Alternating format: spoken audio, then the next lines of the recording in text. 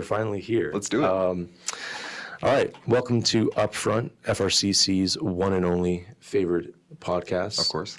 Of course. This is the only one we've had for quite a while. Mm-hmm. Been a long time since we've, been in the studio and we've actually done a podcast. I think the last episode was probably like maybe last Christmas or a little bit after that. It's been a long time. But we are here today with SGA member Connor Medberry. Mm-hmm. So welcome to the podcast. Thank you very much, Alex. It's great to have you. It's great to have you too. Not necessarily a big episode. I mean, obviously you're a big, one of the bigger people in SGA to be able to talk to. I stand at 6'2". Yeah. But it seems like SGA has grown quite a bit. And that's my first question that I want to ask you. How many people do you have currently in SGA? We currently have around 15 people. Okay. Do you want more or do you want less? Yes. What's the... So essentially, the way that things worked last year is that we had an individual SGA at each campus, and we're combining all of them together this year.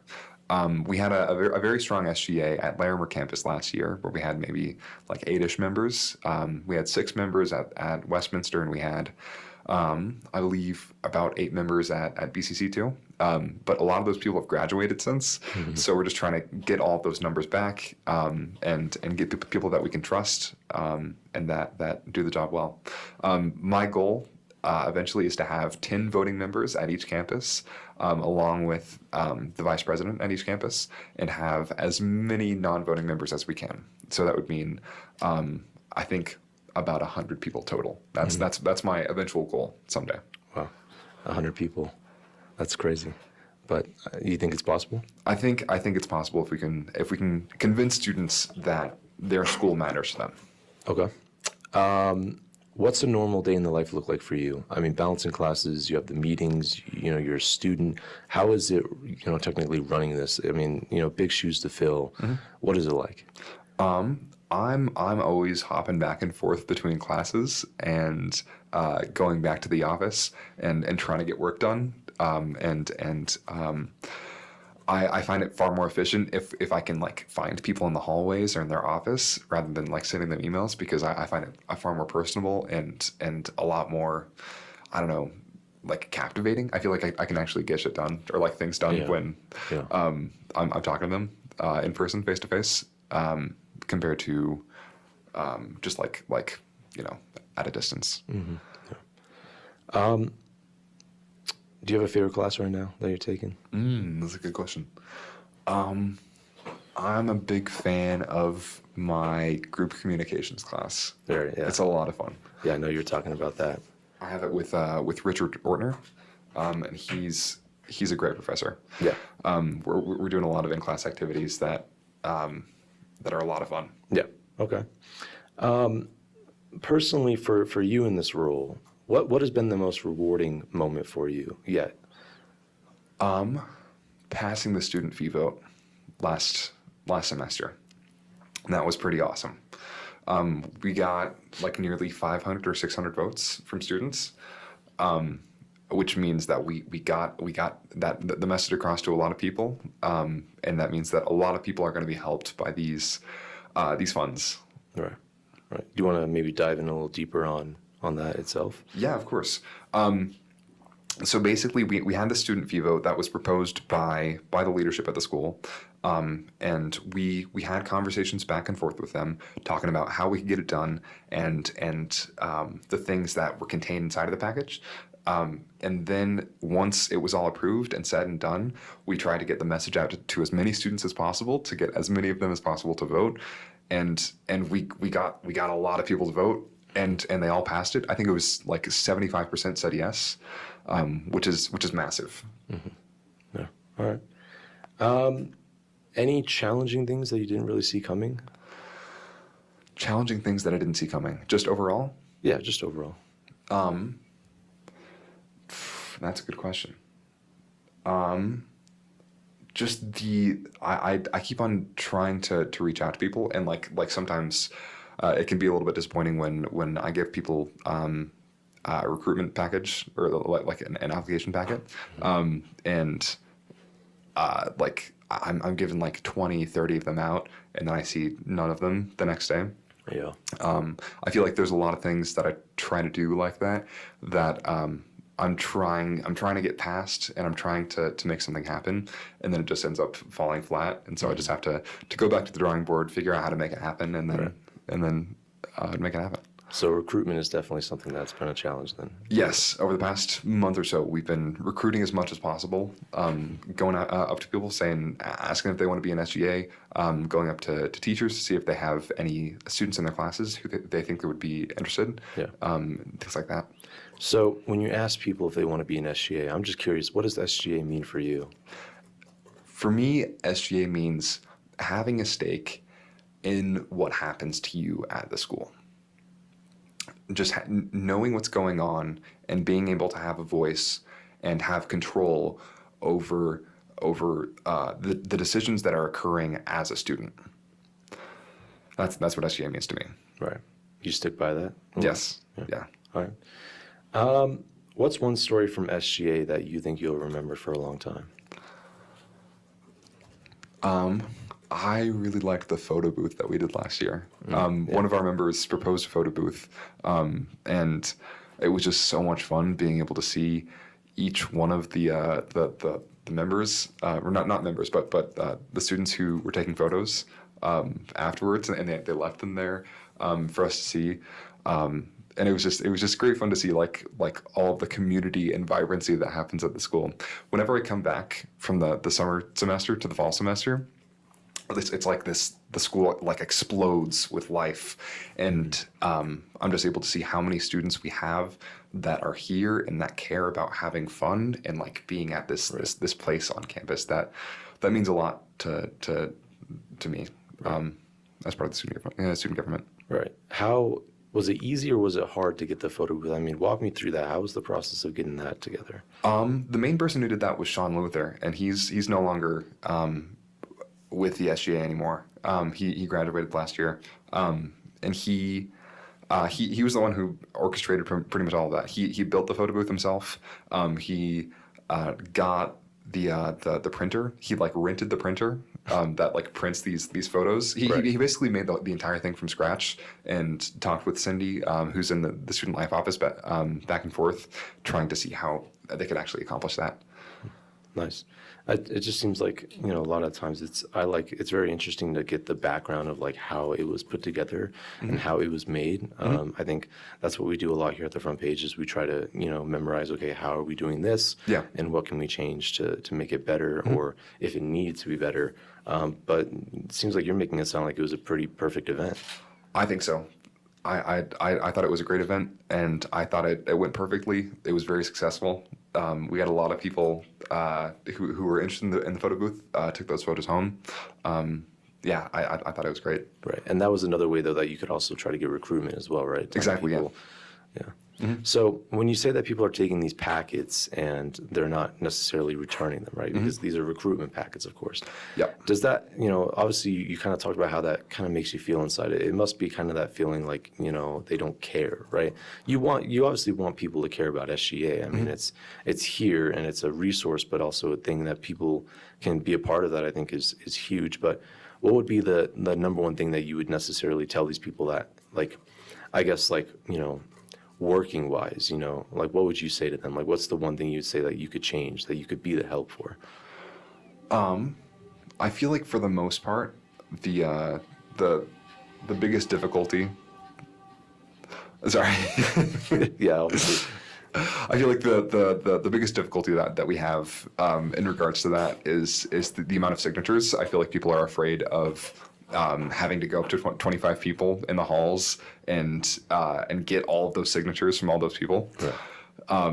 Just because it's that can be a lot of work, that can be intimidating, and that they also have to complete like 3 different questions about like why they want to be an SGA, just so we can like verify, if they would be a good fit or not. Yeah. Okay. So obviously, I'd already been to a meeting that you guys had, and it seems like you have a pretty good size, like you were talking about already.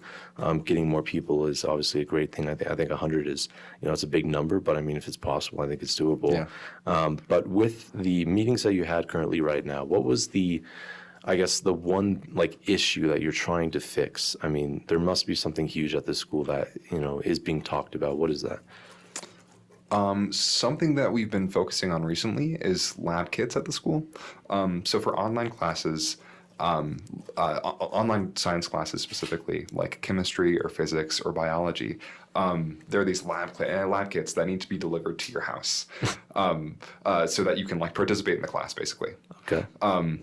And the way that those are purchased by the student are kind of sketchy at the moment. So basically, there are two different ways that students have been purchasing them. It's either through like the bookstore at the school or just on their own.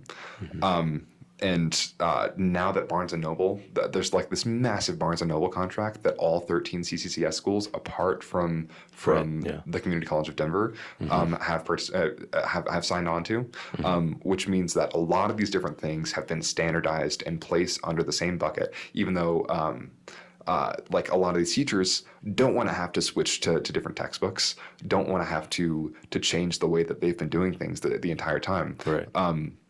They're being forced into this sort of system. So we've been trying to make sure that we can make that transition go as smoothly as possible, mainly for the students, so that they don't get screwed over in the end. Yeah. Okay. Some personal and fun side of things. I know that's kind of your thing. I know that, obviously we have a big campus here. If no one's ever been in the Westminster campus, they should check it out. I think it's better than the other campuses we have. Hey. But that's just my personal take. Wow, so much bias. I know, right? For you, do you have a go-to study spot on this campus? Do you have a go-to? Well, the SGA office besides your office. I know you can't. I don't want you to say your office because I know you're in there a lot. Like, I love the library. Okay. I love that they're like these little chairs that have like windows by the library, and I love plopping down in one of those chairs and studying for a few hours. I did that a lot during the summer semester last year. And what else? I just really find anywhere, because I don't like study long term whenever I'm doing these things. I just like sit down for a few minutes and then get up. So I'm trying to think of other places. Do you have one as well? I do, actually. We were actually talking about it the other day, but we have those booths basically in the hallways down here. Those are probably some of my favorites, although they always get, people take them up like pretty fast, which is kind of silly. The library is a good spot. I think anywhere quiet necessarily I'll take, but there's some times where I feel like I need to have some background noise to be able to kind of do some work. Where we're at right now, this is a nice spot for sure. Definitely. I know a lot of students like this spot. They use it, almost like every day. The thing is, next time somebody's in a booth and I want to also be in that booth, I'm just gonna sit down. I'm just gonna sit down and I'm just gonna be like, hey, how's it going? How's it going? Yeah, I'm here now. You gotta accept I'm gonna sit that. here now. Yeah. Yeah, you gotta accept that. No, I think, like I said, this campus has a lot of great spots. I know, obviously, I said you couldn't talk about your office as a study spot.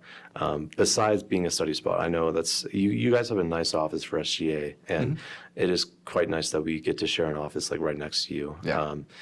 But generally, can anyone kind of walk in the office? Yes. Or is it any person, any faculty member, any staff member, any person who isn't even a student can come into the office at any point, maybe not at any point, as long as the SOC is open, and walk in there and come up with something that they want to implement at the school, just anything that they want to make happen. Yeah. That's something that I really want to emphasize, is that any person is able to come into that SGA office at any point in time. Right. I feel the same way for the paper. I mean, if anyone had anything, they could just walk into our office.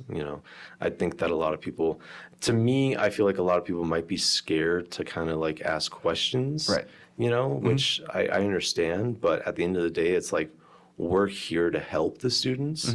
And I think that's just kind of thing, like going back to your, we were talking about obviously the recruitment and how that was a bit difficult.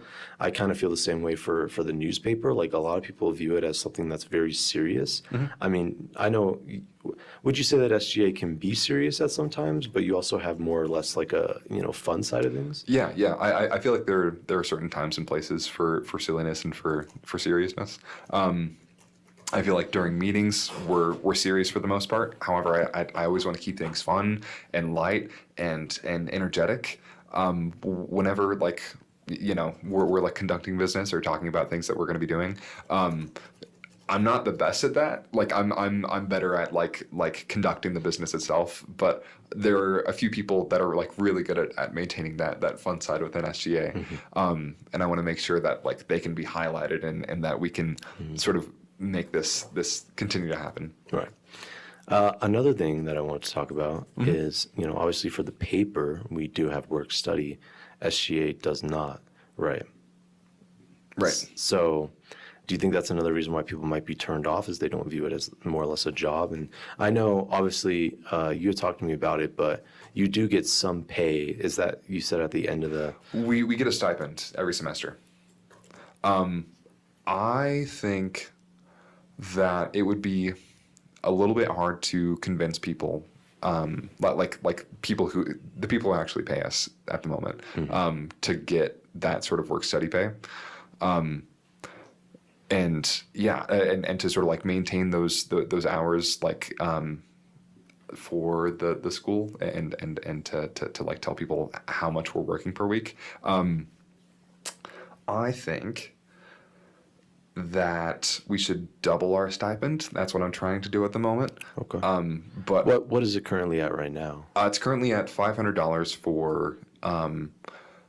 for the executive members. So that's any one of the VPs, myself, and the SAC member, and secretary and treasurer for for the SGA.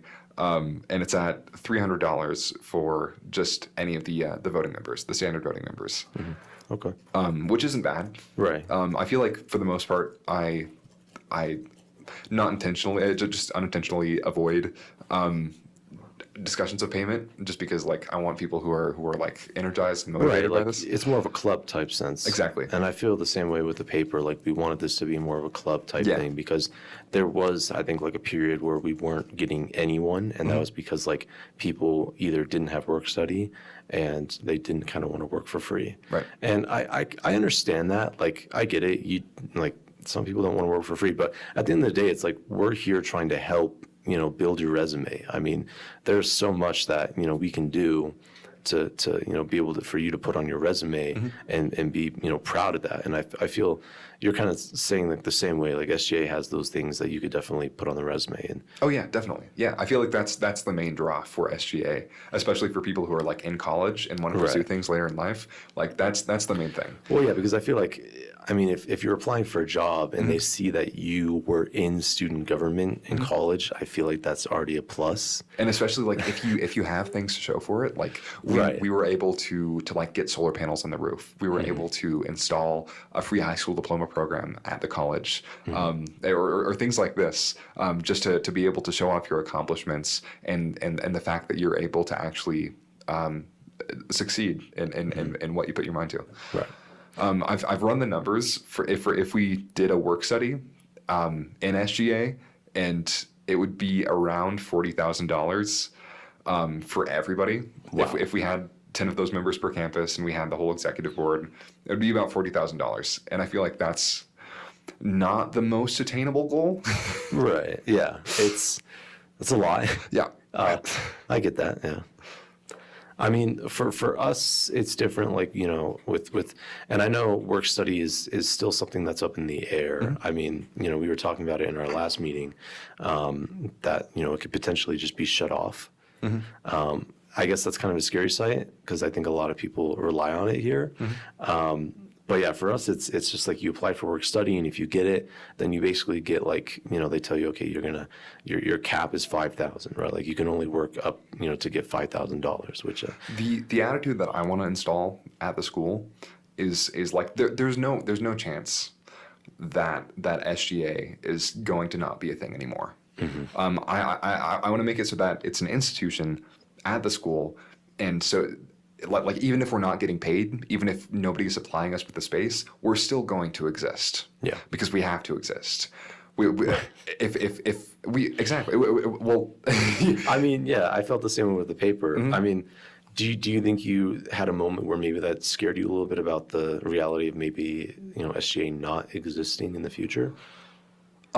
We've always had support from the faculty and the staff members at the school, and from the school's administration and from student life. So I never really faced that fear. But even if we didn't have that support, we would still be here. We would still be fighting. We would still be gathering together and trying to protest. Right. Because we're the students. Yeah. We have the power here. Mm-hmm. The student voice goes so much further than any one of the faculty members. Yeah. If any one faculty member wants to get something done, and they say that to the school leadership, it's going to be considered, but not really. Yeah. But if any one student says that thing to the faculty member or to the school's leadership, it's considered immediately, and it's taken into effect because we're the people who actually live at the school, and a school is for students. Right. That's the entire purpose of it. Yeah. And so there's no way that SGA is not going to exist. Yeah.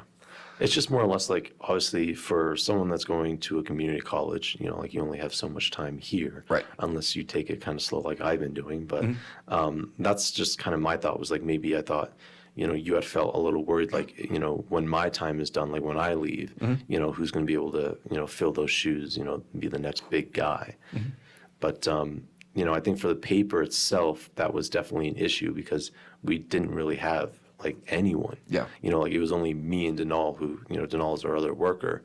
And with him technically, this is his final semester. Mm-hmm. That was always kind of the big thing in my mind was okay, who's going to, kind of step up to fill the big shoes. But I think anyone can do it, Any one person who is driven enough, who is motivated enough to do the task is able to do it. And that's one of the things that I want to create between the front page and the student government is to make it an institution at the school, so that that not generations, but every couple of years, but for at least a decade in the future, these things that we have put in place, these seeds that we have buried in the ground, are still there 10, 20, 30 years later down the road, because it's important. It's important that every year we not start over. That every year we continue to grow and we continue to maintain that momentum, and actually be that place that students can go to if they want to tell us something or if they want to solve something. Mm-hmm. So you were talking earlier about how SGA is trying to be the whole, right? I mean, I know you guys have presence on other campuses. Just out of curiosity, which campus do you think has the better kind of view? What do you mean by that? I'm trying to say, because, I feel the Westminster campus has a lot going on, and same thing with the Larimer campus. Mm-hmm. Is there a bigger issue, on one campus versus the other? I think that I'm more in tune to the issues at Westminster than I am at the other campuses. All right, sorry I have to intervene here, but a little advertisement for the front page. The front page will be releasing their next newsletter on the 22nd here of this month, and it is going to be packed with some great articles. I mean, some great articles, ones that you will not want to miss. So make sure to mark your calendars for the 22nd for the release of our newest newsletter. And also make sure that you keep in touch with our YouTube page here, because this is going to be the spot where we are going to be posting the upfront again new podcast. So make sure that you're checking our YouTube channel regularly to see if there is any new podcasts updated. We are also going to be having the podcast coming out on Spotify. That is a new thing. Since this podcast is an audio only podcast, we are going to be also having this on Spotify. So make sure to look out for that as well, and we will let you guys know in the future when we officially get on Spotify. But for now, all of our podcasts are going to be here on YouTube, and don't forget to set your calendars for the 22nd to look for our new newsletter that is going to have some amazing articles in it. Thank you for listening to this podcast, and let's get right back to it. I think that whatever works for you works for you. And I think that all music should be respected and valued. Right. Yeah.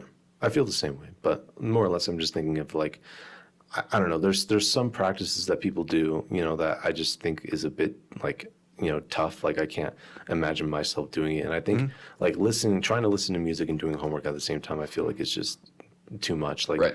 I feel like there's a lot of students that disagree with me and they say like, oh, I'm able to do it, but it's like, I don't see it. I think Personally, I do listen to rap beforehand just to like get myself energized, Yeah. and then immediately after that, I do homework with complete silence. yeah, that's exactly how I do. Yeah. That's crazy. Yeah. But I'm a big jazz guy, so it's good to see that. But I guess that kind of shows a little bit of who you are, though. I know, like I said, people don't want to be afraid of the people that we have here at SGA or at the front page. But you're a very nice, ongoing guy. I mean, I think one of the main things I had in my mind the other day is like, you walk through that office and you already have a smile on your face, and it's directed at whoever. And I think that's the great thing about us is that, like you said, the students here, we want to help each other.